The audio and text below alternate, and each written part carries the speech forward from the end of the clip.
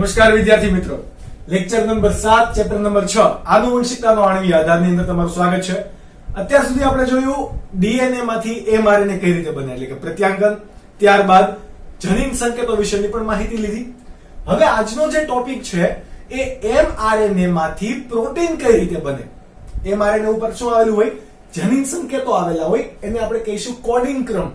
એ coding ક્રમમાંથી કઈ રીતે amino acid ક્રમબદ્ધ ગોઠવાઈને polypeptide બનાવે અને પ્રોટીન બનાવે, તો એ પ્રક્રિયાને શું કહેવાશે? ભાષાંતરણ. ભાષાંતરણને બીજું શું નામ અપાય? ટ્રાન્સલેશન. શું નામ અપાશે? ટ્રાન્સલેશન. ટ્રાન્સક્રિપ્શન તમને પૂછો તો પ્રત્યાંકન. ચલો, ભાષાંતરણ થાય ક્યાં? કોષ કેન્દ્રની અંદર કે કોષ રસની અંદર? તો કે કોષ રસની અંદર. કેમ? તો કે ભાષાંતરણ કઈ જગ્યાએ થશે? તો કે રિબોઝોમની સપાટી પર. ક્યાં? રિબોઝોમ. હવે તમને ખ્યાલ છે કે રિબોઝોમ આદિકોષ કેન્દ્રની અંદર અને સુકોષ કેન્દ્રની અંદર કેવા હોય? અલગ અલગ પ્રકારના. આદિકોષ કેન્દ્રની અંદર હોય તો એ કેવા પ્રકાર હોય? 70S, કે જે કોનો બનેલો હોય? 50S ઘટક અને 30S ઘટક. જ્યારે સુકોષ કેન્દ્રીયની અંદર કેવો હોય? 60S પ્લસ 40S, કે જે 80S પ્રકારનો હશે. પરંતુ આપણે આખા ચેપ્ટર દરમિયાન બેક્ટેરિયા એટલે કે આદિકોષ કેન્દ્રીયોની વાત કરીએ છીએ તો આપણે કયા પ્રકારના લઈશું? Ribosome 70S. ચલો, વોટ ઇઝ S? S એટલે કે એનો સબ યુનિટ દેખાડે છે, પરંતુ એ કયા એક નામ તરીકે ઓળખાય? તો તમને ખ્યાલ છે, સ્ટેડવર્ડ એકમ. કયો? સ્ટેડવર્ડ એકમ. હવે કોષ રસની અંદર કોણ હતું? એમઆરએનએ હતું. કોણ હતું? એમઆરએનએ. એમઆરએનએ ક્યાં આવશે?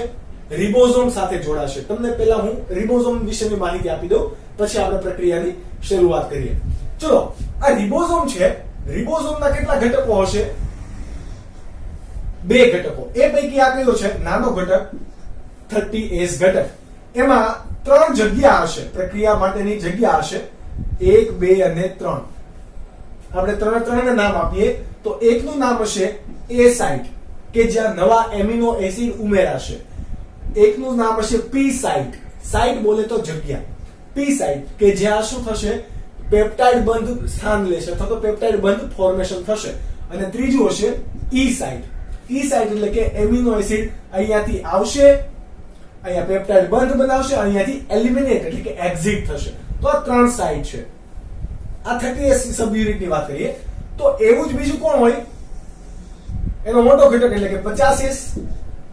ઓકે, તો એની અંદર પણ સેમ ટુ સેમ ઘટકો હશે. તો કે યસ, 3 ઘટકો એટલે કે ઈ, પી અને એ. આ 3 ઘટકો હશે, પરંતુ કોષ રસમાં કેવા હશે? છૂટા છવાયેલા હશે. જ્યારે ફક્ત ભાષાંતરણની પ્રક્રિયા થશે ત્યારે જ બંને ભેગા થશે, નહીં તો કેવા થઈ જશે? છૂટા. ચલો, હવે આ રિબોઝોમની અંદર તમારું કોણ આવવાનું છે? તો કે એમઆરએનએ. કોણ? એમઆરએનએ. ચલો, આ કોણ છે તમારું? એમઆરએનએ. 5' આ બાજુ 3' છેડો. 5' to 3' છેડો આ કોનો છે? એમઆરએનએ નો. હવે એને ખબર કેમ પડશે કે આરએનએ ને આ જગ્યાએ જ જવાનું છે? કઈ રીતે ખબર પડશે? તો કે તમને ખબર છે, રિબોઝોમ એ હકીકતમાં શું છે? આરએનએ અને પ્રોટીનનું કુંતલિયાકાર અને એક કહેવાય કે સંયોજાયેલી રચના, આરએનએ અને પ્રોટીનનું. ઓકે, તો અહીંયા આરએનએ ની ઈ સાઇટ ઉપર એક શૃંખલા આવેલી હશે. એ શૃંખલા આવી હશે UCCUC. આ આરએનએ ની શૃંખલા છે. ઓકે, આ કયો છેડો હશે? 3' છેડો અને આ હશે 5' છેડો. ચલો, કઈ શૃંખલા છે આપણી? કહેવાશે UCCUC. કોની શૃંખલા છે? તો કે આરએનએ ની. કયા આરએનએ ની? તો કે આરઆરએનએ ની. એમઆરએનએ ની નહીં. કોની છે? આરઆરએનએ ની. તો આ શૃંખલાને શું કહેવાશે? શાઇન-ડેલ્ગેનો શૃંખલા. શું કહેવાશે? શાઇન-ડેલ્ગેનો શૃંખલા. હવે તમને એમ થતું હશે, સર શા માટે તમે અમને આ બધું કહો છો? તો કે આ તમારા કોણ છે? એમઆરએનએ ના ઉપર પણ શું હશે? આ શાઇન-ડેલ્ગેનો નો વિરોધી ક્રમ એટલે કે પૂરક ક્રમ એટલે કે AGGAG. એમઆરએનએ નો ક્રમ હશે એ આ આરઆરએનએ ની શૃંખલા એટલે કે શાઇન-ડેલ્ગેનો શૃંખલા સાથે શું થાય? સંયોજાઈ જાય. શું થઈ જાય? સંયોજાઈ જાય. એટલા માટે હવે જે તમારું આ mRNA છે એ mRNA અહીંયાથી ક્યાં જતું રહેશે? સોરી, mRNA તમારું ક્યાં જશે? સીધું જ રિબોઝોમ સાથે સંકળાઈ ગયું. સોરી, હવે કલર ચેન્જ થઈ ગયો, માર્કરમાં થોડી પ્રોબ્લેમ આવી એના માટે. ચલો, અહીંયા કોના જોડે જોડાશે? AGG વડે જોડાઈ ગયું. આ તમારો હતો રિબોઝોમ. તો mRNA રિબોઝોમમાં કોના સાથે જોડાશે? શાઇન-ડેલેગ્નો શૃંખલા જોડે. કોના જોડે? શાઇન-ડેલેગ્નો શૃંખલા જોડે. આ વસ્તુ તમે ખાસ યાદ રાખજો, બહુ જ ઇમ્પોર્ટન્ટ વસ્તુ છે. ત્યારબાદ હવે આપણે વાત કરીએ તો કે પ્રક્રિયાની શરૂઆત કઈ રીતે થશે. આ બેઝિક માહિતી છે. અત્યાર સુધીમાં શું થયું છે? તો પહેલું ઘટક એવો થયો છે કે mRNA એ તમારા રિબોઝોમની 30S ઘટકમાં આવેલી UC શૃંખલા એટલે કે રિબોઝોમની શાઇન-ડેલેગ્નો શૃંખલા સાથે સંયોજાઈ ગયું છે અને આવો કોઈ ક્રમ બનાવેલો છે. અહીંયા સુધીની માહિતી આપણે યાદ રાખીએ. આ વસ્તુ તમે નોટ ડાઉન કરી લેજો. ઓકે. ત્યારબાદ તમને ખ્યાલ છે કે અહીંયા એમિનો એસિડ આવવો જોઈએ અને એમિનો એસિડ કોણ લઈને આવે? તો તમને એ પણ ખ્યાલ છે કે એમિનો એસિડના વહન માટે હંમેશા કોણ કાર્ય કરશે? તમારું tRNA. કારણ કે tRNA નું નામ શું છે? વાહક RNA. એ શાનું વહન કરશે? કોષ રસમાંથી ચોક્કસ પ્રકારના એમિનો એસિડને જોડીને ક્યાં લઈને આવશે? તમારા રિબોઝોમ શૃંખલા ઉપર લઈને આવશે. એ આપણે સમજીએ એ પહેલા એક વસ્તુ તમે સમજો કે સૌથી પહેલો જનીન સંકેત કયો અથવા તો પ્રારંભિક સંકેત કોનો કયો છે? તમારો AUG છે. AUG બોલે તો મિથિયોનિન માટેનો સંકેત. એટલા માટે કોઈ પણ પ્રોટીન સંશ્લેષણમાં સૌથી પહેલા એમિનો એસિડ કયું આવશે? મિથિયોનિન. આ સૌથી પહેલા આવશે. સમજ પડી ગઈ? તો આ મિથિયોનિન કોના સાથે જોડાશે? tRNA સાથે. tRNA સાથે જોડાઈને શું બનાવશે? ફોર્માઇલ મિથિયોનિન tRNA. શું બનાવશે? ફોર્માઇલ મિથિયોનિન tRNA. આ ફોર્માઇલ મિથિયોનિન tRNA જે છે એ કોના તરીકે સોરી કઈ રીતે બનશે? તો આ પ્રક્રિયા થવા માટે એટલે કે tRNA અને મિથિયોનિન ગ્રુપ જોડાવા માટે તમારે કોઈ ઉત્સેચકની હાજરી જોઈશે. આ ઉત્સેચક કયો છે? તમારો tRNA સિન્થેટેઝ. સિન્થેટેઝ એટલે કે બનાવતું હોય એવો ઘટક. એઝ પ્રત્યય આવી ગયો. સિન્થેસિસ બોલે તો સંશ્લેષણ. ચલો, tRNA સિન્થેટેઝ ઉત્સેચક છે તમારો. એ કઈ રીતે કાર્ય કરશે? તો બે તબક્કામાં કાર્ય કરશે. કેટલા તબક્કામાં? બે. તો કે સૌથી પહેલા તમારું એમિનો એસિડ. કોણ? એમિનો એસિડ એ કોના જોડે જોડાશે? ATP જોડે. એડેનોસાઇન ટ્રાઇફોસ્ફેટ જોડે જોડાશે. કોની હાજરીમાં જોડાશે? તો કે આ ઉત્સેચક કયો છે તમારો? tRNA સિન્થેટેઝ. એટલે આપણે આવું લખાણીએ અહીંયા TRS બોલે તો અત્યારે tRNA સિન્થેટેઝ. ઉત્સેચકની હાજરીમાં શું થશે? તો આ ટ્રાઇફોસ્ફેટ છે એમાંથી બે ફોસ્ફેટમાં અણુ કેવા પડી જશે? છૂટા પડી જશે અને એક AMP વધશે. એડેનોસાઇન મોનોફોસ્ફેટ. બે અણુ છૂટા પડી ગયા, ત્રણમાંથી એક વધ્યો. એકને શું કહેવાય? મોનો. તો શું બનાવશે તમારો? AMP અને એની સાથે કોણ જોડાયેલું છે? Amino acid. અને છૂટું કોણ પડી ગયું? બે ફોસ્ફેટના અણુ કે જેને આપણે શું કહીએ?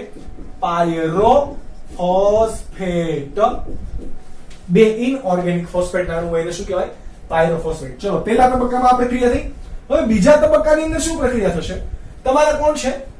એમિનો એસિડ યુક્ત AMP છે એટલે કે AMP એમિનો એસિડ. આ AMP અને એમિનો એસિડ જે છે એ હવે કોની સાથે જોડાશે? tRNA સાથે. કોના જોડે? tRNA સાથે. tRNA સાથે જોડાય પણ ઉત્સેચક કયો? ફરીથી tRNA સિન્થેટેઝ. tRNA સિન્થેટેઝ સાથે જોડાઈને શું કરશે? તો અહીંયાથી તમારો AMP છે એને શું કરે? છૂટો પાડી દે. આ AMP ક્યાં જઈને જોડાશે? બે ફોસ્ફેટ સાથે. એટલે ફરીથી શું બનાવે? એક મોનોફોસ્ફેટ અને બે ફોસ્ફેટ, એટલે કે ટોટલ કેટલા બનાવશે? 3. ATP નો અણુ છૂટો પડી ગયો. ફરીથી tRNA સિન્થેટિક ઉત્સેચકની હાજરીમાં tRNA સાથે જોડાતા એમિનો એસિડ, એટલે કે આવું બનશે tRNA એમિનો એસિડ, આવું બનશે. તો અહીંયા કોણ હતું? Amino acid, sorry adenosine monophosphate. એ કેવો થઈ ગયો? છૂટો પડી ગયો. એ અહીંયાથી છૂટો પડેલો ઘટક, એટલે કે આવી રીતે આપણે દર્શાવ્યું પ્લસ AMP. આ AMP અને આ બે ફાયરો, એટલે કે બે અણુ ફોસ્ફેટના, એટલે કે પાયરોફોસ્ફેટ ફરીથી ભેગા થઈને શું બનાવી દેશે? ATP. અને એ ATP ફરીથી કોઈક આવી પ્રક્રિયાની અંદર કાર્ય કરશે. આમાં જુઓ શું થયું? tRNA સાથે કોણ જોડાણું? Amino acid જોડાણું. તો આ પ્રક્રિયા છે એને શું કહેવાય? tRNA નું ચાર્જિંગ. શું કહેવાશે? tRNA નું ચાર્જિંગ. tRNA ને ચાર્જ કરવામાં આવ્યો. કોના વડે? એમિનો એસિડ વડે. તો આ પ્રક્રિયાને શું કહેવાય? tRNA charging. અને જે પ્રક્રિયા દ્વારા tRNA માંથી એમિનો એસિડ છૂટો પડે, હવે ફક્ત tRNA જ રહી ગયો, તો એને શું કહેવાય? ડિસ્ચાર્જિંગ. ચાર્જિંગ એટલે કે એમિનો એસિડ નું tRNA સાથેનું જોડાણ, ડિસ્ચાર્જિંગ એટલે કે એમિનો એસિડ નું tRNA સાથેનું સાથે અલગ પડવું. આ પ્રક્રિયા થઈ ગઈ tRNA ચાર્જિંગ અને tRNA ડિસ્ચાર્જિંગ. હવે આ તમે જુઓ કે પ્રક્રિયા હકીકતમાં થાય ક્યાં? ઉત્સેચકમાં. tRNA સિન્થેટિસ છે, તો આપણે એ પણ ક્રિયાવિધિ દ્વારા ભણી લઈએ કે આ ઉત્સેચક કેવો દેખાતો હશે. tRNA ઉત્સેચક છે, RNA સિન્થેટિસ, તો એના પાસે બે સક્રિય સ્થાનો છે. કેટલા સક્રિય સ્થાનો છે? બે. આ પેલું સક્રિય સ્થાન અને આ બીજું સક્રિય સ્થાન. ઓકે, હવે અહીંયા કઈ રીતે પ્રક્રિયા થતી હશે? આ આપણે સમીકરણ દ્વારા જોયું. હવે આપણે લાઈવ દ્વારા જોઈએ કે હકીકતમાં કેવી રીતે થતું હશે. આ ઉત્સેચક આપણો કયો છે? tRNA સિન્થેટેઝ. ચલો, પહેલી પ્રક્રિયા કઈ થઈ? એમિનો એસિડ સાથે કોણ જોડાણું? ATP. તો તમારો અહીંયા કયા એમિનો એસિડ આવ્યા? એમિનો એસિડ ને આપણે ડબલ A વડે દર્શાવીએ. Amino acid. અને ત્યાં કોણ બીજું આવશે? ATP. આ બંને સક્રિય સ્થાને આવીને જોડાશે અને શું બનાવશે સક્રિય સ્થાને? તો કે AMP યુક્ત એમિનો એસિડ. આવો કઈ ઘટક બનાવી દીધો. હવે આ બંધારણ સ્થાયી નથી. બંધારણ સ્થાયી કરવા માટે કયો ઘટક જોડાશે સાથે સાથે? ફોર્માઇલ ગ્રુપ. કયો? ફોર્માઇલ ગ્રુપ. એટલા માટે અહીંયા આપણે લખીશું ફોર્માઇલ. અહીંયા પણ કયો હશે? ફોર્માઇલ એમિનો એસિડ. આ સ્થાયીપણા માટે છે. હવે આ AMP યુક્ત ફોર્માઇલ એમિનો એસિડ ક્યાં જશે? સક્રિય સ્થાન 2 માં. સક્રિય સ્થાન આ 1 હતું, આ સક્રિય સ્થાન છે 2. ચલો, આ સક્રિય સ્થાન 2 પાસે કોણ છે? તો કે tRNA છે. tRNA બોલે તો આવી રીતે દર્શાવાશે. કેમ? તો કે ઊંધા એ આકારનો હોય ને આ 3 શું છે? એના પ્રતિસંકેત ઘટક. આ tRNA સાથે આ એમિનો એસિડ જોડાય જશે. ક્યાં જોડાય? તો કે 3' છેડા સાથે. આપણે tRNA નું બંધારણ જોઈ ગયા હતા આવું કંઈક. સોરી, માફ કરી દેજો. આ બાજુ 3' છેડો હતો, તો આ 3' છેડે કોણ જોડાશે? Amino acid. તો આ એમિનો એસિડ એટલે કે ફોર્માઇલ એમિનો એસિડ ક્યાં જોડાઈ ગયું? tRNA ના 3' છેડે. અને વધ્યું કોણ? તમારું AMP. આ AMP અહીંયાથી તમારા બે પાયરોફોસ્ફેટ છૂટા પડતા હતા. આ AMP એના સાથે જોડાઈને ફરીથી શું બનાવી દેશે? ATP. અને ATP ફરીથી એ પ્રક્રિયામાં વપરાય. એટલા માટે અહીંયા તમારી પાસે કયો ઘટક બને છે? ફોર્માઇલ મિથાઇલ અથવા તો ફોર્માઇલ મિથિયોનિન tRNA બને છે. તમારો જુઓ, સૌથી પહેલા બનતો ઘટક કયો? ફોર્માઇલ મિથાઇલ નહીં, પણ કેવું?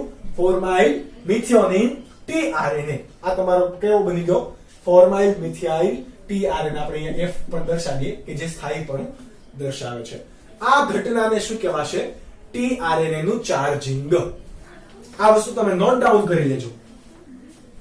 tRNA નું ચાર્જિંગ પૂરું થયા બાદ હવે શું થશે? તો કે ભાષાંતરણની પ્રક્રિયા શરૂ થશે. એટલે પહેલો તબક્કો આવશે તમારો પ્રારંભ. પ્રારંભને બીજું શું કહેવાય? ઇનિશિએશન. ઓકે, અહીંયા તમારે 3 ઘટકો યાદ રાખવાના છે કે પ્રારંભની પ્રક્રિયા કરવા માટે કેટલા કારકો અથવા તો કેટલા ઘટકો જરૂરી છે, તો કે 3. પહેલો તો કે ઇનિશિયેશન ફેક્ટર 1, બીજો ઇનિશિયેશન ફેક્ટર 2 અને ત્રીજો ઇનિશિયેશન ફેક્ટર 3. ગુજરાતીમાં તમે નામ આપો તો પ્રારંભ કારક 1, પ્રારંભ કારક 2, પ્રારંભ કારક 3. આ 3 ઘટકો તમારા અહીંયા ભાગ લેશે. ચલો, આ ઇનિશિયેશન ફેક્ટર જે 2 છે એ શું ધરાવતું હશે? GTPase ધરાવતું હશે. શું ધરાવતું હશે? GTPase. હવે આપણે પ્રક્રિયા ક્યાં સુધી પહોંચી છે એ જોઈએ. પ્રક્રિયા એવી પહોંચી હતી કે તમારો 30S રિબોઝોમ હતો, નાનો ઘટક, એમાં શાઇન-ડેલેગ્નો શૃંખલા સાથે તમારું mRNA જોડાણું હતું. જો AG સાથે જોડાયેલું છે. આ શાઇન-ડેલેગ્નો સાથે શું કાર્ય કરશે?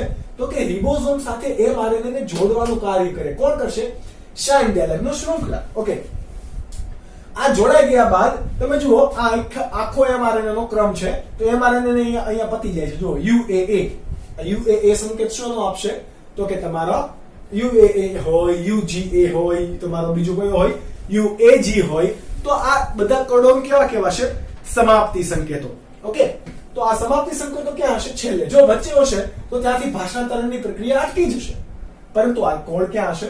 છેલ્લે. આ તમારે ખાસ યાદ રાખવું. ઓકે, 3 ના કોડમાં હશે, કારણ કે જનીન સંકેત કેટલા કોડનો હોય?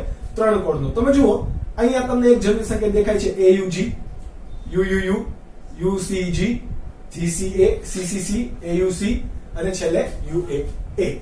આ બધા શું છે? જનીન સંકેતો. આટલા થાય ઘણા બધા છે, પરંતુ ઇન શોર્ટ આપણે એટલા દર્શાવીએ છીએ. હવે તમારા 3 સાઇટ પણ રિબોઝોમની તમને ખબર છે, E, P અને A. બરાબર. એમાં ખાસ જોજો P સાઇટ ઉપર અંદર તમારો કોણ છે? AUG.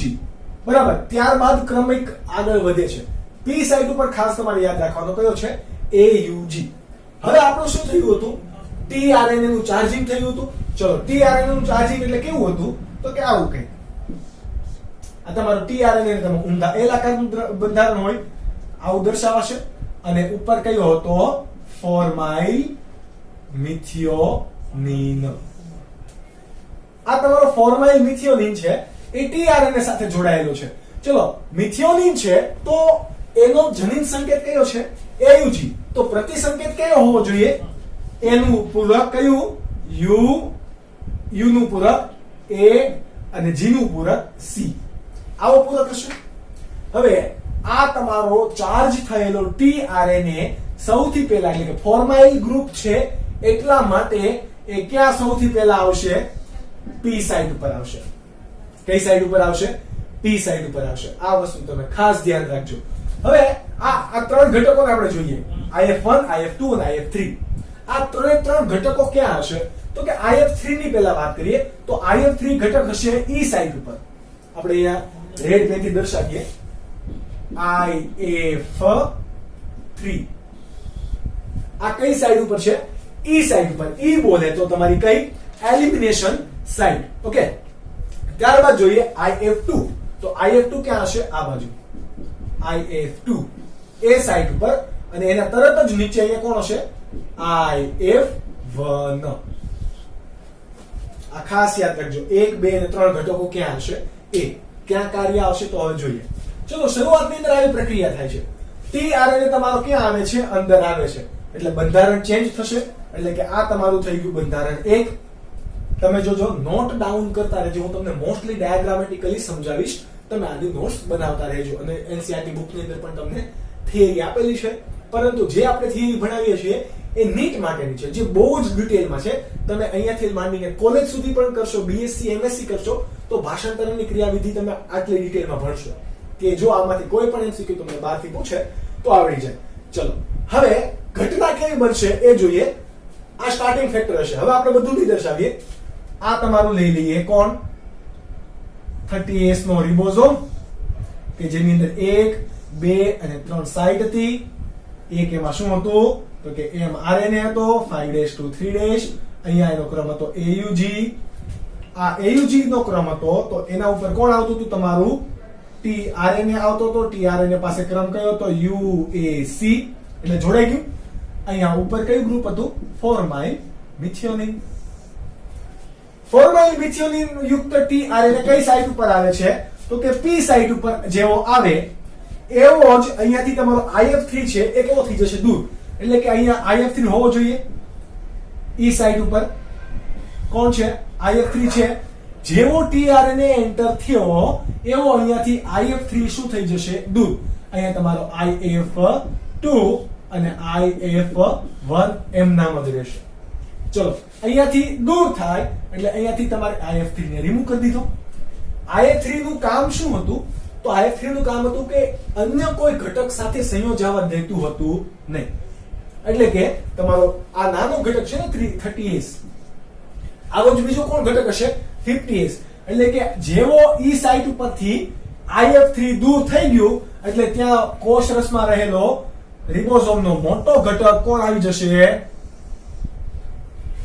50S કયો 50S ચલો 50S પાસે પણ આ ત્રણે જગ્યા હોવાની કે નહીં હોવાની કઈ E સાઇટ P સાઇટ અને A site E site P site અને A સાઇટ પ્રક્રિયા તમે પ્રક્રિયાનો યાદ રાખજો પહેલા શું થયું tRNA નું P સાઇટ પર ઉતરણ થયું ત્યારબાદ શું થયું P સાઇટ E સાઇટ પરથી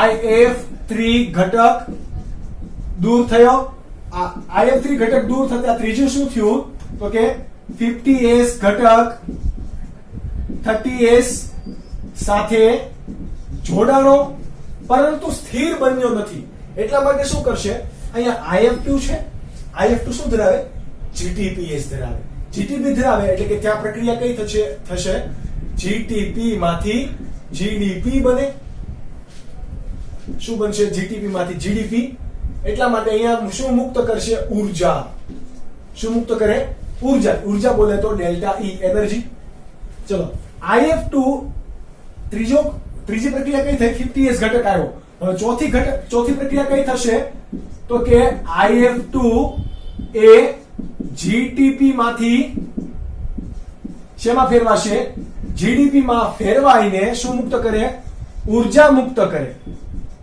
શું કરે ઊર્જા મુક્ત કરે એટલે છેલ્લો તબક્કો કયો થશે ઊર્જાને કારણે IF1 ઘટક પણ કેવું થઈ જાય દૂર થાય એના પરિણામે તમારું 50S અને 30S જોડાણ કેવું બની જાય સ્થિર એકદમ ફિટ થઈ જાય અને એ બનાવશે 70S ઘટકને આપણે શું કહીશું પ્રારંભક સંકુલ જો 5 મુખ્ય તબક્કા ઓકે ફરીથી આપણે રિવાઇઝ કરી લઈએ તો કે સૌથી પહેલા tRNA આવ્યો tRNA પરિણામે તમારો IF3 અહીંયાથી દૂર થયો એટલે કોષ રસમાંથી તમારું 50S ઘટક આવી ગયું 50S ઘટક આવ્યું એટલે IF2 એ શું કર્યું GTPS ઉત્સેચક ધરાવતો હોવાથી GTP માંથી GDP માં રૂપાંતરણ થઈ ગયું અને જે બંધ ઊર્જા મુક્ત થાય એને કારણે ઊર્જા મળી એ ઊર્જાને કારણે અહીંયાથી IF ઘટક પણ દૂર થઈ ગયો IF1 ઘટક પણ અહીંયાથી કેવો થઈ ગયો દૂર થઈ ગયો આ દૂર થઈ ગયો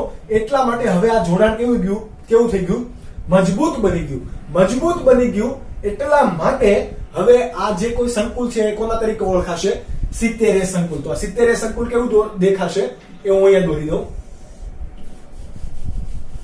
જોજો આ ઉપરનો કયો ઘટક હશે 50S ઘટક અહીંયાનો કયો હશે 30S ઘટક આ હજી જોડાણ છૂટું છે અહીંયા કેવું છે જોડાણ ભેગું ત્યારબાદ આ બાજુ આપણું કોણ હતું E site P site A site ચલો તમારું અહીંયા કોણ હતું mRNA 5' to 3' આ દિશા ખાસ યાદ રાખજો ક્યાં કામ આવશે એ પણ તમને હમણાં કહું ત્યારબાદ અહીંયા તમારું કોણ હતું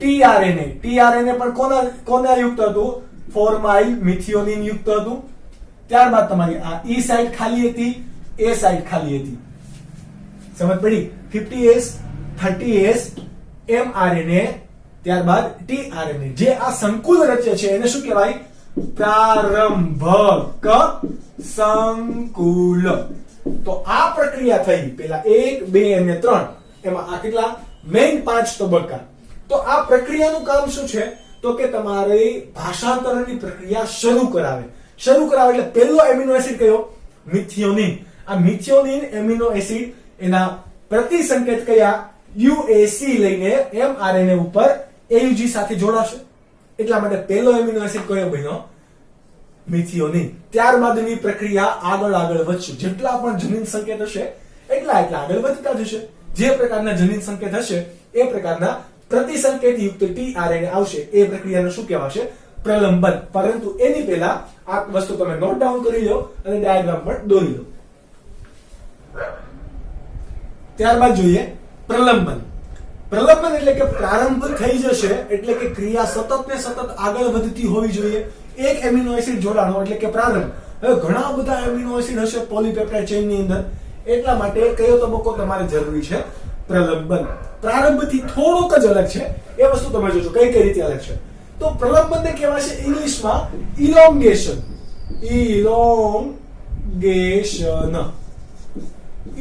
એટલે કે એનલાર્જ થવું ઇલોંગેશન બરાબર તો અહીંયા આપણે ચાર કારકો મુખ્ય છે કેટલા ચાર કારકો જ્યારે ત્યાં પ્રારંભની અંદર કેટલા હતા 3 અહીંયા કેટલા 4 પહેલું ઇલોંગેશન ફેક્ટર 1 ઇલોંગેશન ફેક્ટર 1 એ કેવા પ્રકારનું છે TU આપણે દર્શાવેલ છે એ કેવા પ્રકારનું છે થર્મોએઝ કેવા પ્રકારનું છે થર્મોએઝ ત્યારબાદ છે EF2 તો એ પણ કેવું છે GTPase ધરાવે એટલે કે શક્તિ પ્રદાન માટે હશે ત્યારબાદ EF3 એ કેવું છે TS એટલે કે થર્મો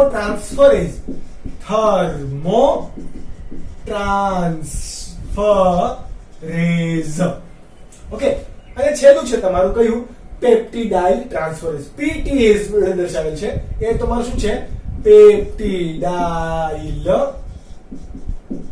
ટ્રાન્સફરેઝ આ ચાર પૈકી પેલા મુખ્ય બે ઘટકો તમારે કેવા છે બહુ ઇમ્પોર્ટન્ટ આ પણ ઇમ્પોર્ટન્ટ છે પરંતુ આ બેનું કાર્ય કેવું હશે વધારે ચલો આ ચાર ઘટકો તમે નોટ ડાઉન કરી લો એટલે હું અહીંયાથી તમને રિમૂવ કરી દઉં ઓકે તમે નોટ ડાઉન કરી લીધા હશે હવે ત્યારબાદ જોઈએ કે પ્રક્રિયા કઈ રીતે થશે પ્રક્રિયા થવા માટે સૌથી પહેલા ઘટક કયું હશે તો કે તમારે જુઓ પ્રારંભક સંકુલ છે આ તમારું કયું છે પ્રારંભક 30S 50S E સાઇટ ખાલી A સાઇટ ખાલી અને P સાઇટ ઉપર ફોર્માઇલ મિથિયોનિન ગ્રુપ છે તો હવે તમારે કોઈ પણ ઘટક નવો ઉમેરવો હોય નવો એમિનો એસિડ કયા સાઇટ ઉમેરાશે A સાઇટ ઉપર કારણ કે E સાઇટ ઉપરથી તો શું થાય રિમૂવ થાય એટલે ઉમેરાતો નવો ઘટક mRNA ની આ 5' to 3' દિશા છે તો કઈ દિશામાં ઉમેરાશે 3' દિશા તરફ ઉમેરાશે ઓકે તો નવો ઘટક જે કોઈ પણ છે એ પણ tRNA ચાર્જિંગ થયેલું હશે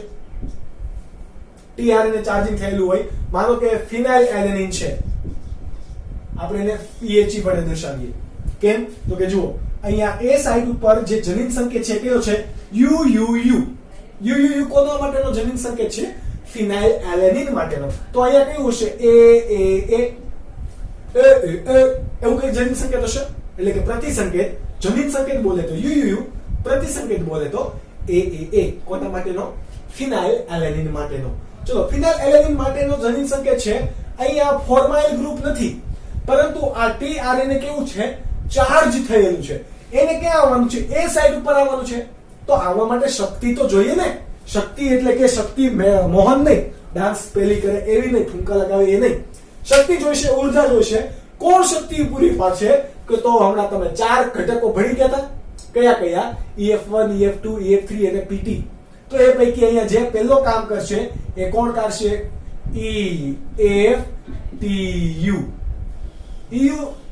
TU બોલે તો કયો તમારો થર્મોએઝ એટલે કે પહેલા નંબરનો જે કારક હતો એ શું ધરાવશે તો કે GTP ધરાવતો હશે શું ધરાવતો હોય GTP ધરાવતો હોય GTP ધરાવે એટલે કે અહીંયા ATP છે GTP છે આ બધા શું છે તમારા ગુજરાત ટેલિવિઝન પ્રોવાઇડ લિમિટેડ એ કોઈ ઘટકો નથી બરાબર પરંતુ આ તમારી શક્તિનો સ્ત્રોત છે તો આ શક્તિનો સ્ત્રોત એ સાઇટમાં આવવા મદદ કરશે કોણ EF1 શું કાર્ય કરશે તમારા ફિનાઇલ એલેનિન યુક્ત tRNA ને એ સાઇટમાં લાવવા મદદ કરશે ચલો એ મદદ કરી એટલે કઈ રીતે કરશે આ રીતે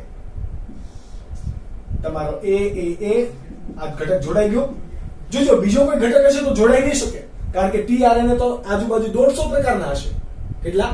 150. તો કયો ઘટક ફક્ત અહીંયા જોડાઈ શકશે કે જેનો જનીન સંકેત અહીંયા છે એ જ, અન્ય કોઈ ઘટક જોડાઈ શકે નહીં. બાકી તો એમિનો એસિડ અથવા તો પ્રોટીન જે તમારું બનવાનું છે એની અંદર મિસ્ટેક આવી છે, એટલે આવું નહીં થાય.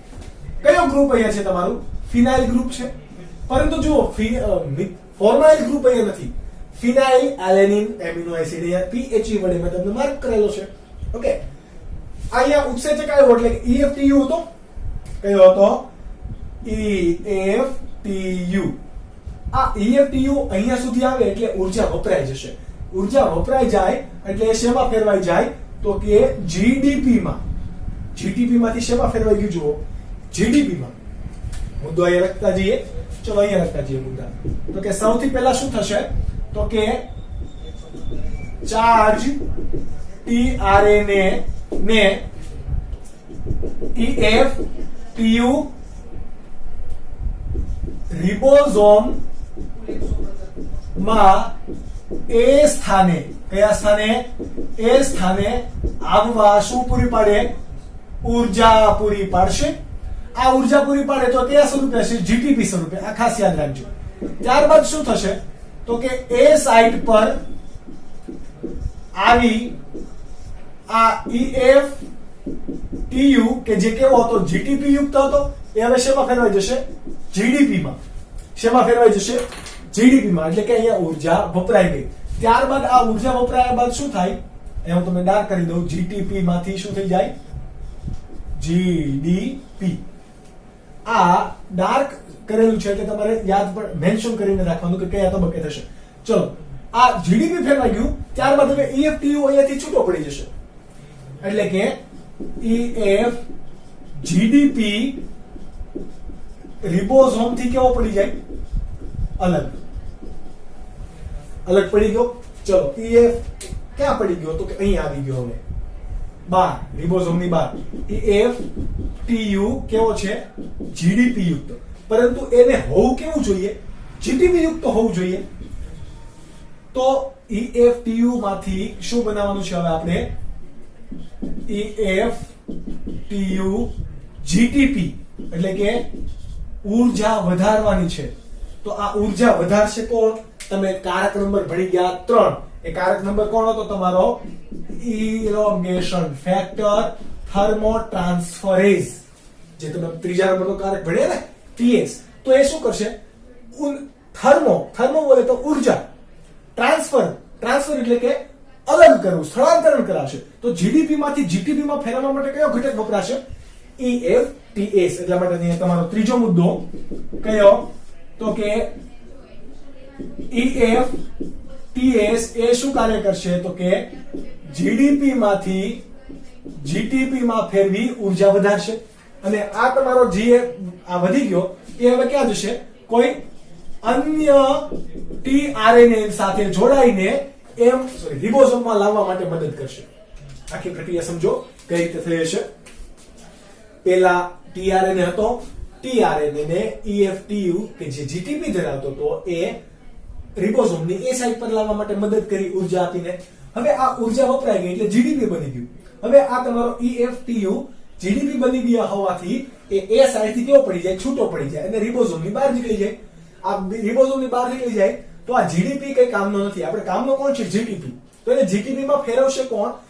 ઇલોંગેશન ફેક્ટર TS, એટલે કે થર્મોટ્રાન્સફરેઝ. થર્મોટ્રાન્સફરેઝ આવી ગયો અને એને હવે જે તમારો EFTU GTP યુક્ત બની ગયો એ અન્ય કોઈ tRNA સાથે જોડાશે અને ફરીથી એને રિબોઝોમમાં લાવવા માટે મદદ કરશે. આ પ્રક્રિયા ક્રમિક રીતે કેવું રહેશે? ચાલુ રહેશે. સમજ પડી? પરંતુ અહીંયા તમારે બે કામ અધૂરા રહી ગયા. કયા કયા કામ? તો કે તમારો એક ઘટક અહીંયા હતો. હું આ 3 નંબર અહીંયાથી 4 નંબર યાદ રાખજો.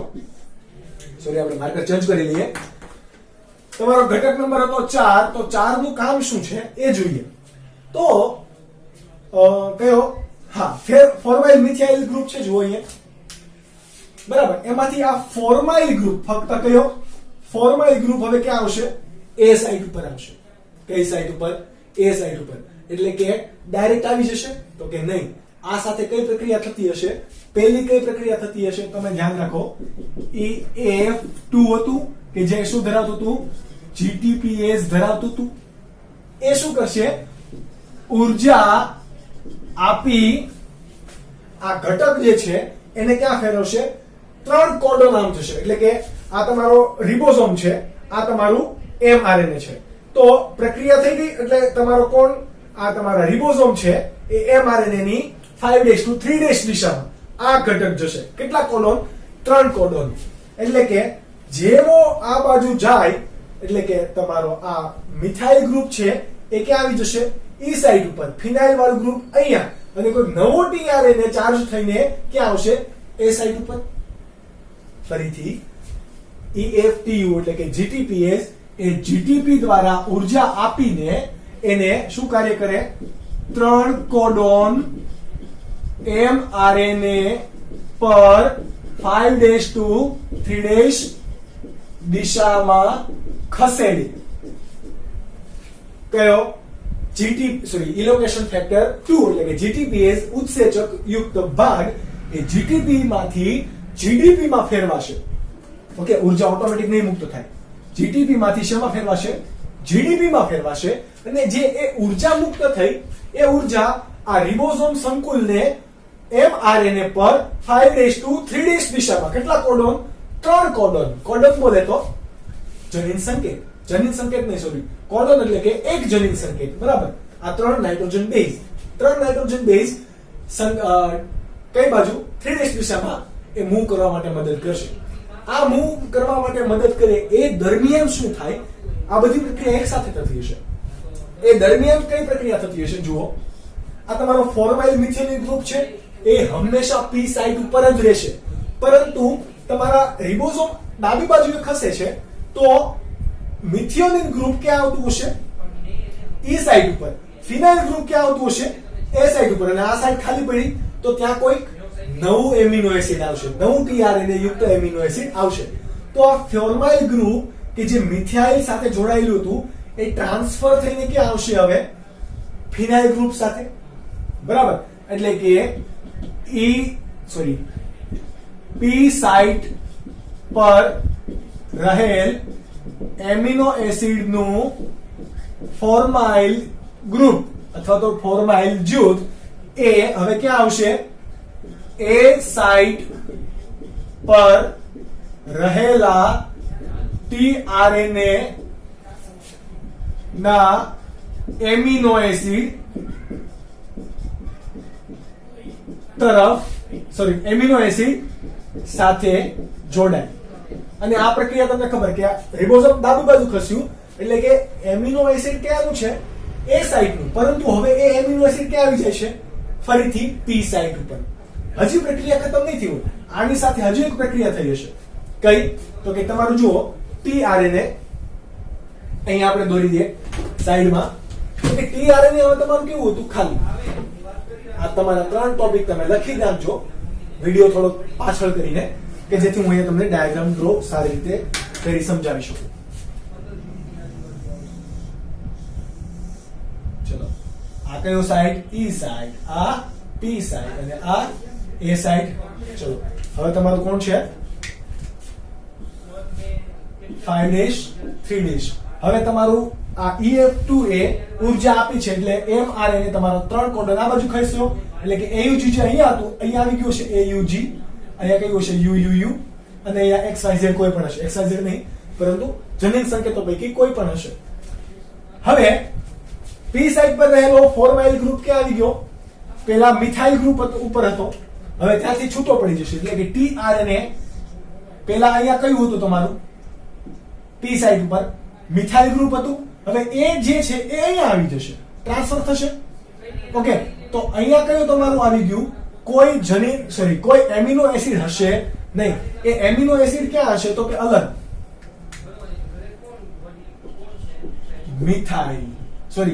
મિથિયોનિન. આ તમારું એક એમિનો એસિડ થઈ ગયું. બરાબર.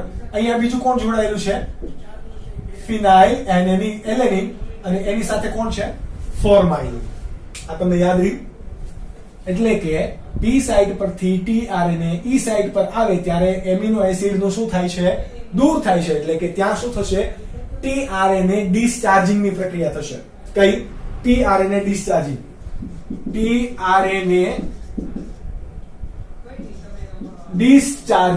ડિસ્ચાર્જિંગ થઈ P માંથી કઈ સાઈડ ઉપર આવશે E સાઈડ પર આવશે જો આવી ગયું હવે P નું નામ શું હતું પેપ્ટાઇડ સ્થાન પેપ્ટાઇડ એટલે કે બે એમિનો એસિડ વચ્ચેનો જે બંધ હોય એને શું કહેવાય પેપ્ટાઇડ સ્થાન કહેવાય તો એ પ્રક્રિયા જોડાશે ક્યાં અહીંયા સમજ પડી એક ઘટક આ રીતે આવ્યું અને આપણે બીજું કહી શકીએ કે એ સાઈડ ઉપર જે હતું એ ક્યાં આવી ગયું P સાઈડ ઉપર એમિનો એસિડ આવી ગયું જુઓ ફિનાઇલેલેનિન ક્યાં હતું પહેલા એ સાઈડ ઉપર હતું હવે ક્યાં આવી ગયું આ સાઈડ ઉપર અને અહીંયા કોઈ અન્ય ઘટક આવે છે એટલે કે ત્રીજું આવે છે એ માનો કે લઈએ કોણ છે આર્જિનિન છે કયો છે આર્જિનિન કોઈ પણ એમિનો એસિડ છે પરંતુ આ એક એમિનો એસિડ અને બીજું એમિનો એસિડ વચ્ચે જે બંધ બનશે કોણ બંધ બનશે આ બંધ કોણ બનાવશે તો કે તમારી પાસે જે ઉત્સેચક હતો કયો તો કે છેલ્લો ઉત્સેચક આપણે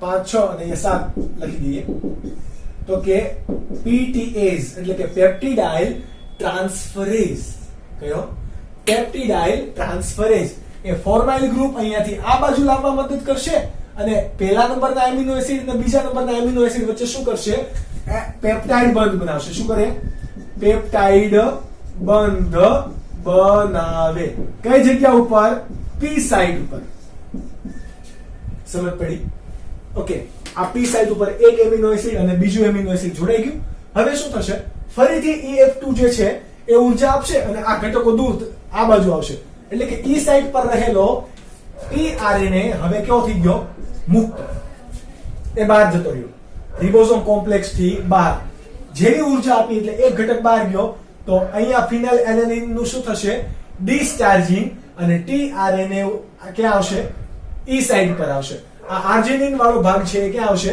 P સાઈડ ઉપર અને ફોર્માઇલ ગ્રુપ પર એની સાથે આવશે કયો ઉત્સેચક કામ આવશે અહીંયા પેપ્ટિડાઇલ ટ્રાન્સફરેઝ એ શું કરશે ફિનાઇલેલેનિન અને આર્જિનિન વચ્ચે ફરીથી શું બનાવશે પેપ્ટાઇડ બંધ બનાવશે એવી રીતે એ સાઈડ ખાલી પડશે તો એ સાઈડ ઉપર કોઈ નવો ઉત્સેચક નવો tRNA એમિનો એસિડ યુક્ત આવશે અને ક્રમિક પ્રક્રિયા ચાલતી જ રહેશે અને આ ક્રમિક રીતે આ રિબોસોમ હોય આ mRNA હોય તો ક્રમિક રીતે રિબોસોમ આમ ખસતું જશે mRNA આ બાજુ આવતું જશે રિબોસોમ સાઈડમાં અને એક બાજુથી કોણ નીકળતું જશે તમારા એમિનો એસિડની શૃંખલા આ તમારા બધા શું હશે એમિનો એસિડ એની શું હશે આખી શૃંખલા બહાર નીકળતી જશે આ શૃંખલા બહાર નીકળે છે એ કઈ હશે પેપ્ટાઇડ શૃંખલા પરંતુ ઘણા બધા પેપ્ટાઇડ બંધ હોય તો આપણે એને શું કહેવાય પોલીપેપ્ટાઇડ શું કહેવાશે પોલીપેપ્ટાઇડ અને આ પોલીપેપ્ટાઇડ એટલે કે કોણ આપણો પ્રોટીન ક્યાં સુધી આ પ્રક્રિયા ચાલશે કે જ્યાં સુધી mRNA ઉપર રહેલું UAA ક્રમ એટલે કે સમાપ્તિ સંકેત સ્ટોપ કોડોન કોણ કોણ હોય UAA હોય UAG હોય અને UGA હોય આ ત્રણ પૈકી એક કોઈ કોડોન ક્યાં એ સાઈડ પર ના આવે ત્યાં સુધી આ પ્રક્રિયા ચાલશે અને જો ત્યાં આ એક કોડોન સ્ટોપ કોડોન એ સાઈડ પર આવી ગયો તો શું થાય તો પ્રક્રિયા ખતમ થશે અને પ્રક્રિયા ખતમ થાય એ કઈ રીતે થાય તો આપણે જોઈએ એ પહેલા તમે એટલું નોટ ડાઉન કરી લો અને ડાયાગ્રામ પણ બનાવી લો ચલો પ્રલંબન થઈ ગયા બાદ હવે તમારો mRNA નો એક છેડો કે જ્યાં શું હતો સ્ટોપ કોડોન કે જે કોણ કોણ હોઈ શકે UAA હોઈ શકે UGA હોઈ શકે અથવા તો UAG હોઈ શકે આ ત્રણ કોના તરીકે ઓળખાય સ્ટોપ કોડોન તરીકે ઓળખાય જો છેડે આવો કોઈ ઘટક આવી ગયો તો હવે તમારી પ્રત્યાંકનની પ્રક્રિયા ભાષાંતરણની પ્રક્રિયા કેવી થવાની છે પૂરી થવાની છે આ પૂરી થવાની એ પ્રક્રિયાને શું કહેવાશે સમાપ્તિ અને ઇંગ્લિશમાં એને કહેવાશે ટર્મિનેશન કોણ ટર્મિનેશન આ પ્રક્રિયાની અંદર આપણે ત્રણ ઘટકો જરૂરી છે કયા કયા તો કે RF1 આપણે અહીંયા TF નહીં કહીએ બરાબર RF2 અને ત્રીજું છે RF3 R બોલે તો રિલીઝિંગ F બોલે તો factor releasing factor 1 releasing factor 2 releasing factor 3 એમાંથી આપણે પહેલા આરએફ ને ભણીશું. ઓકે, આ તમારો પ્રત્યાંકન ભાષાંતરણને અંતે જે તમારો સીન હશે એ સીન છે. જુઓ, લાંબી પોલીપેપ્ટાઇડ ચેન બની ગઈ છે. પોલીપેપ્ટાઇડ ચેન બને છે કયા જગ્યાએ પેપ્ટાઇડ બંધ ફોર્મેશન થાય છે? પી સાઇડ ઉપર. ઈ સાઇડ ઉપર ટીઆરએનએ છે, પરંતુ એમિનો એસિડ નથી, એટલે કે ડિસ્ચાર્જ થયેલો છે. એ અહીંયાથી શું થશે? રિમૂવ થવાનો છે. ઓકે, હવે એ પ્રક્રિયા અહીંયા ખાલી પડી છે, એટલે કે એ સાઇડ તમારી ખાલી પડી છે અને જનીન સંકેત શું દેખાડે છે? યુએજી. યુએજી બોલે તો અહીંયા રહ્યો. આ તો કેવું છે? સ્ટોપ કોડન છે. અહીંયા તો અહીંયા તમારા 3 પૈકી કયો પહેલો કારક આવશે? કારક નંબર 1. એ કારક નંબર કયો છે? Releasing factor. આ રિલીઝિંગ ફેક્ટર 1 જે છે એ મોસ્ટલી ટીઆરએનએ જેવો જ દેખાશે, પરંતુ એનું કંઈક આવું કંઈક હશે.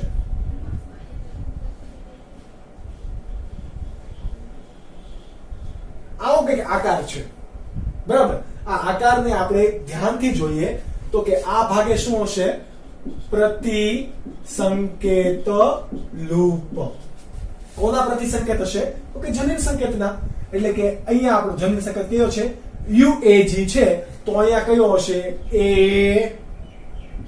યુસી પ્રતિસંકેત છે, જનીન સંકેત નથી. આ એયુસી પ્રતિસંકેત હશે. U A U G C, એટલા માટે. ઓકે, આ ભાગ જે છે એને કહેવાશે એક્સોન્યુક્લિએઝ ડોમેઇન. શું કહેવાશે? એક્સોન્યુક્લિએઝ ડોમેઇન. આ એક્સોન્યુક્લિએઝ ડોમેઇન શું કાર્ય કરશે તો આપણે ભણીએ.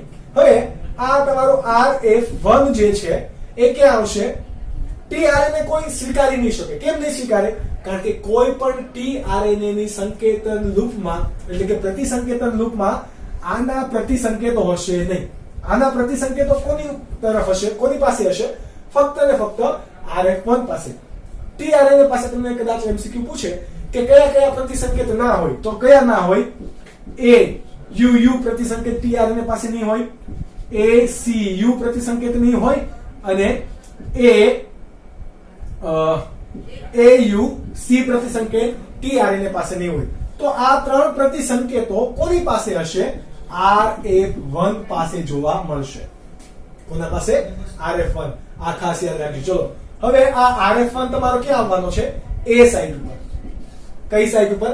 એ સાઈડ. ચલો, એ સાઈડ ઉપર આવે એટલે આવું કંઈક બનશે.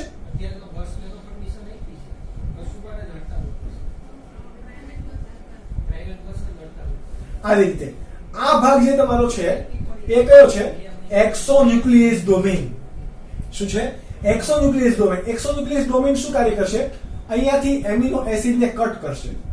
એટલે કે હવે આ એમિનો એસિડ વડે જે બનેલી પોલીપેપ્ટાઇડ શૃંખલા છે એ છૂટી પડી ગઈ, સમાપ્ત થઈ ગઈ. એટલે કે પ્રોટીન અહીંયા બની ગયું, પરંતુ હજી આખી પ્રક્રિયા ખતમ નથી થઈ.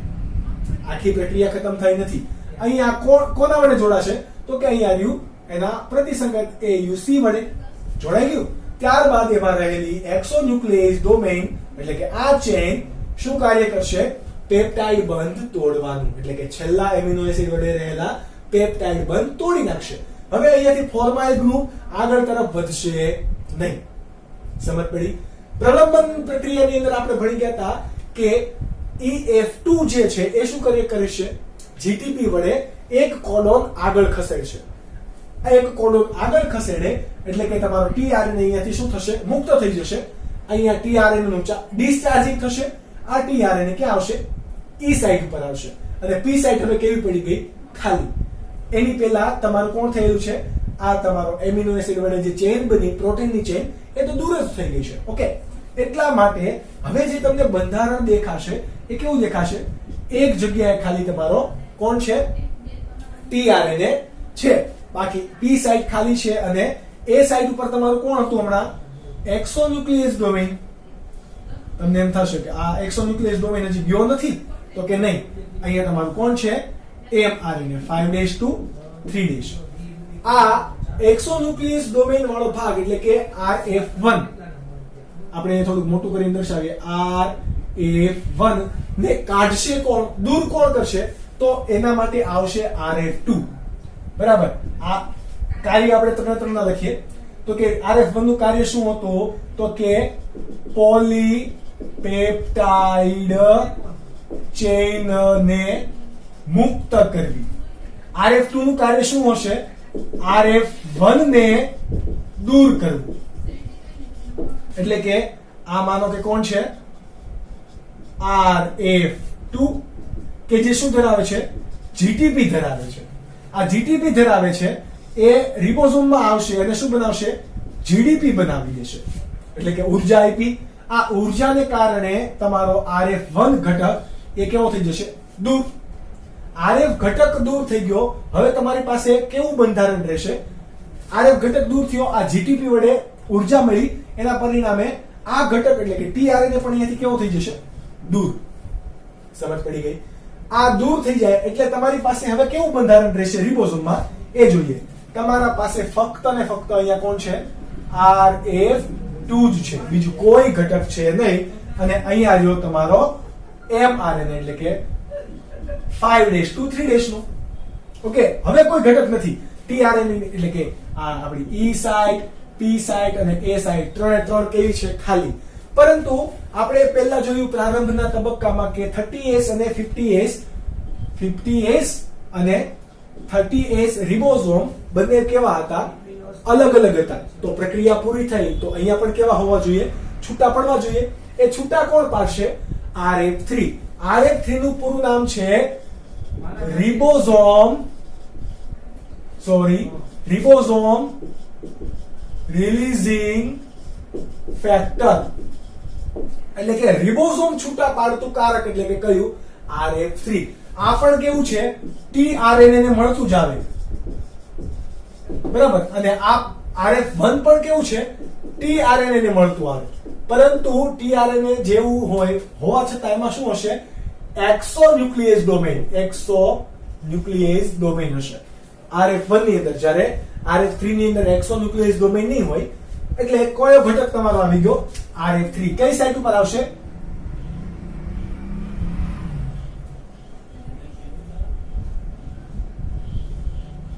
આ તમારો કયો છે? RF3. કઈ સાઇટ ઉપર આવી ગયો? A સાઇટ ઉપર. જેવો A સાઇટ ઉપર આવશે એવો જ કોણ આવશે? તમારો ઇનિશિયેશન ફેક્ટર કયો? એટલે કે પ્રારંભકારક સંકુલ કયું હતું? 3 નંબરનું. તો એ 3 નંબરનું સંકુલ ક્યાં આવશે? એ E સાઇટ ઉપર હતું. આ રિબોઝોમ રિલીઝિંગ ફેક્ટરે શું કાર્ય કર્યું? તો કે 50S અને 30S વચ્ચેનો જે બંધ હતા એ નબળા પાડી દીધા. નબળા પાડી દીધા એટલે થોડા છૂટા થયા. છૂટા થયા એટલે કે આ ઘટકો બંને અલગ પડે છે. આ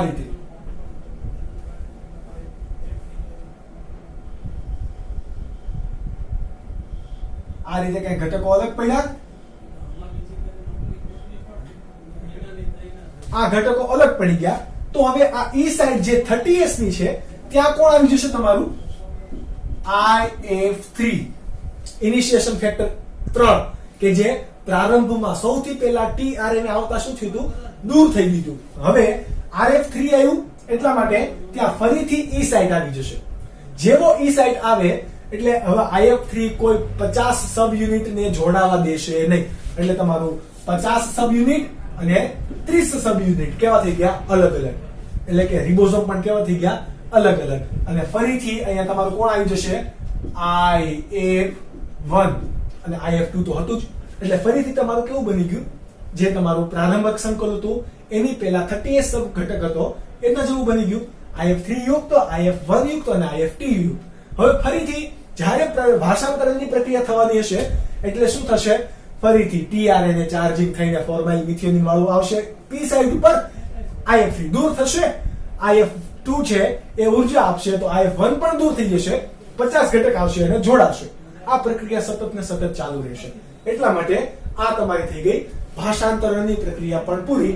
આ પહેલો તબક્કો, બીજો તબક્કો અને ત્રીજો તબક્કો. મેં જેટલું પણ કીધું છે એને વોઇસ તમે સ્લો કરીને કાનમાં હેન્ડ્સફ્રી નાખીને વિડિયોની સ્પીડ પણ સ્લો કરી દો. તમે સ્પીડનું બટન જોશો તો એમાં 0.75 તમારે સ્પીડ કરી દેવી કે જેથી તમે શાંતિથી સાંભળી શકો. કદાચ હું ઉતાવળો બોલ્યો હોય અમુક શબ્દો તો તમે એને નોટ ડાઉન કરી શકો વિડિયો પોઝ કરીને. આની નોટ્સ બનાવો અને ડાયાગ્રામ્સ પણ દોરો કે જેથી તમને ઈઝીલી સમજ પડે.